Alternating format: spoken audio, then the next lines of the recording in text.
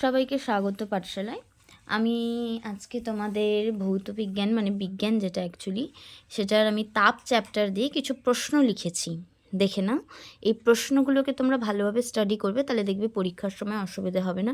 কিছু বেছে নিয়ে আমি কিছু গুরুত্বপূর্ণ প্রশ্ন এখানে লিখেছি, আমি উত্তরগুলো লিখিনি। যদি তোমাদের একান্তই খুব অসুবিধা হয় উত্তর খুঁজতে, তাহলে আমাকে জানিও কমেন্ট বক্সে, আমি উত্তরগুলোও লিখে দেব।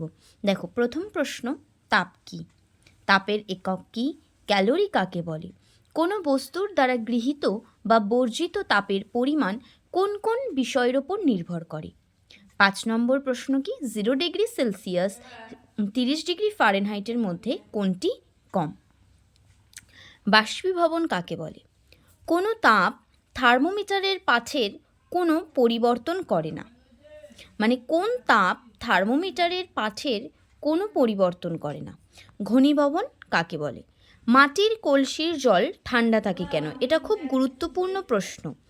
জল দিয়ে ঘর মোছার পর মেঝে ঠান্ডা হয় কেন? হাতে স্পিরিট বা ইথার ঢাললে ঠান্ডা হয় কেন? গরমকালে কুকুর জিভ বের করে হাঁপায় কেন? তাপ ও তাপমাত্রার পার্থক্য লেখো।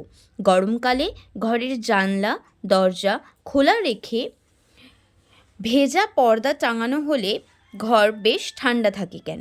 15 নম্বর প্রশ্ন, পরিবেশের তাপমাত্রা কমে গেলে আমাদের শরীর কিভাবে মানিয়ে নেয়? এই 15টা প্রশ্নের মধ্যে গুরুত্বপূর্ণ প্রশ্ন হচ্ছে, হাতে স্পিরিট বা ইথার ঢাললে ঠান্ডা হয় কেন? মাটির কলসির জল ঠান্ডা থাকে কেন?